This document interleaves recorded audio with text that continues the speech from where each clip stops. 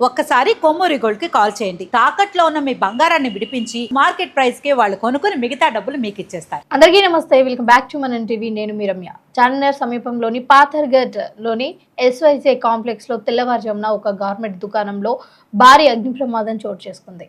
దుకాణాలు ఇంకా తెరవక ముందే మంటలు చెలరేగడంతో ప్రాణ నష్టాలైతే తప్పింది అని చెప్పొచ్చు.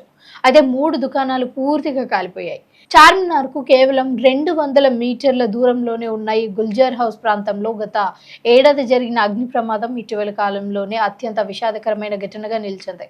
గ్రౌండ్ ఫ్లోర్ లో ఉన్న దుకాణంలో షార్ట్ సర్క్యూట్ కారణంగా మంటలు చెలరేగి పై అంతస్తులో నివసిస్తున్న కుటుంబ సభ్యులు బయటికి రాలేక చిక్కుకుపోయారు.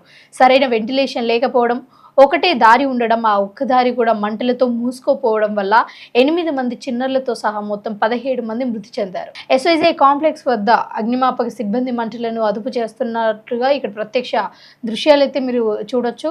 అలాగే సోషల్ మీడియాలో వైరల్ అవుతున్న ఈ ఫుటేజ్ ఏదైతే ఉందో దీన్ని చూస్తే మనకు చాలా క్లియర్గా అర్థమవుతున్న విషయం ఏంటంటే, ఓవరాల్గా ఈ కాంప్లెక్స్ అంతా కూడా వ్యాపించకుండా ఓన్లీ ఫస్ట్ ఫ్లోర్లో ఏదైతే ఉందో అక్కడ మాత్రమే, అది కూడా ముందు ప్లేస్లో మాత్రమే కాలుతున్నట్టుగా కనిపిస్తుంది.